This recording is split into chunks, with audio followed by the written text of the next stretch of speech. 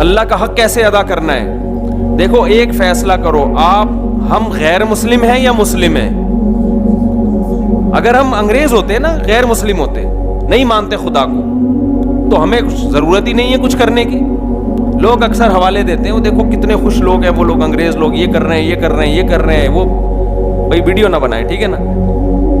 تو اگر آپ اللہ کو نہیں مانتے تو پھر آپ ان کی ترقی کو دیکھ کر آپ متاثر ہو.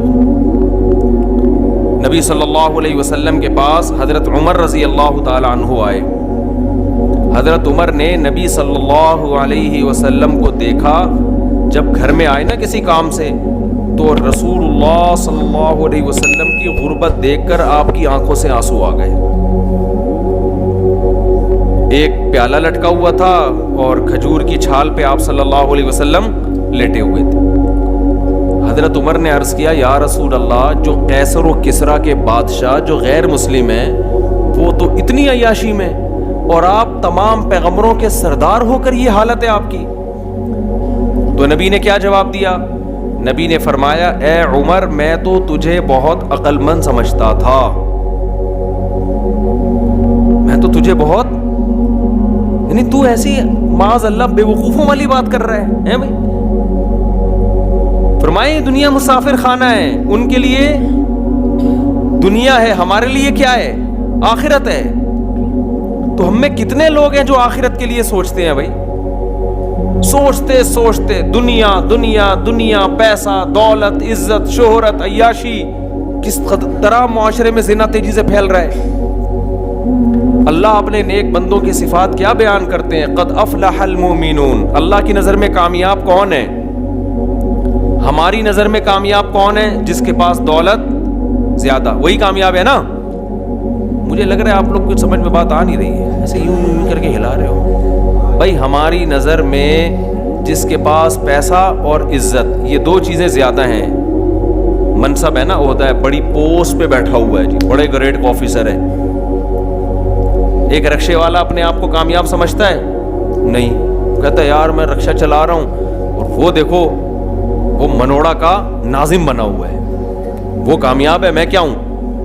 رکشے والے کو کوئی مبارکباد دیتا ہے؟ مبارک ہو بھائی رکشہ چلا رہے ہو, کوئی دیتا ہے مبارکباد؟ کوئی ناظم بن جائے تو سب کہتے ہیں بھائی ماشاءاللہ بہت مبارک ہو. آفیسر بن گیا آپ کا بچہ, سب کیا کہتے ہیں؟ بہت بہت مبارک ہو. دولت اور عزت, تو آپ مجھے بتاؤ کیا قارون سے زیادہ دولت کما سکتے ہو؟ ہے بھائی. قرآن کہتا ہے قارون جو تھا نا, اس کے پاس اتنی دولت تھی کہ اس کے خزانوں کی چابیاں جانور لاد کے چلا کرتے تھے. خزانوں کی چابیاں اتنی تھیں, خزانے کتنے ہوں گے؟ اس سے زیادہ میرے بھائی ہم پیسہ نہیں کما سکتے, اس سے زیادہ ہمارے بس میں نہیں ہے. ہماری چابیاں کتنی ہوں گی؟ کتنی چابیاں ہوں گی بھائی؟ ایک لاکر ہوگا, اس میں نوٹوں کی گڈی رکھ لیں گے, اور کیا ہوگا؟ اس سے زیادہ تھوڑی ہو سکتا ہے. اور وہ نوٹ بھی روزانہ اس کی قیمت آہستہ آہستہ گر رہی ہے. 10 دنوں تک خرچ نہیں کیے تو اور آدھے کی قیمت کے برابر ہو جائیں گے وہ. تو موسیٰ علیہ السلام نے قارون سے کیا کہا؟ اے قارون, تجھے اللہ نے بہت دولت دی ہے, تو یہ اللہ نے دی ہے, یہ تیرا اپنا کمال نہیں ہے. اب تو نے کیا کرنا ہے؟ وَابْتَغِ فِي مَا آتَاكَ اللَّهُ الدَّارَ الْآخِرَةَ.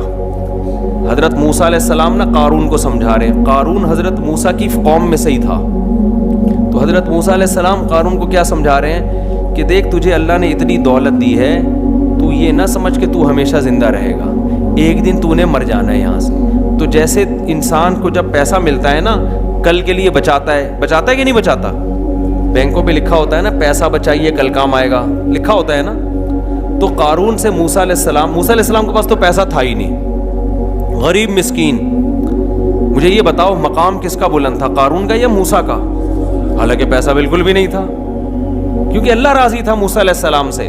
تو موسیٰ علیہ السلام نے قارون سے کہا کہ اللہ نے تجھے اتنا پیسہ دیا, اتنی دولت دی, تو ہمیشہ دنیا میں نہیں رہے گا, ختم ہو جائے گا. جیسے تو اس پیسے کو انویسٹ کر کے اور مزید پیسہ بناتا ہے نا, تو آخرت کے لیے بھی انویسٹ کر. مرنے کے بعد تیرے وہ پیسہ کام آئے گا جو آخرت کے لیے بھیجا.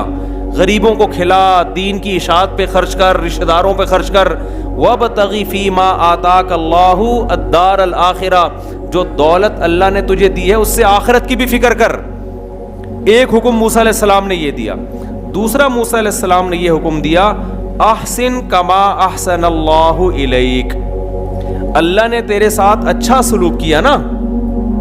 دوسرے غریب ہیں, اللہ نے تجھے بہت زیادہ پیسہ دے دیا, تو اب تو بھی مخلوق کے ساتھ اچھا سلوک کر اور تو بھی اچھے اعمال کر. اس کا شکر یہ ہے کہ تو بھی اللہ کا شکر گزار بندہ بن جا.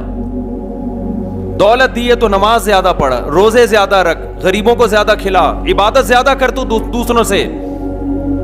جیسے ہمارے نبی صلی اللہ علیہ وسلم پوری رات جب عبادت کرتے تو آپ کے پاؤں مبارک سوج جایا کرتے تھے. امی عائشہ رضی اللہ تعالی عنہا نے فرمایا کہ اللہ نے آپ کے اگلے پچھلی خطائیں معاف کر دی ہیں, تو آپ اتنی عبادت کیوں کرتے ہیں؟ تو آپ صلی اللہ علیہ وسلم نے کیا فرمایا, افلا اکون عبدا شکورا, تو کیا میں اللہ کا شکر گزار بندہ نہ بنوں؟ جب اللہ نے مجھ پر یہ احسان کیا کہ میری خطائیں معاف کر دیں, تو مجھے بھی تو چاہیے نا کہ میں اللہ کی دوسروں سے زیادہ عبادت کروں.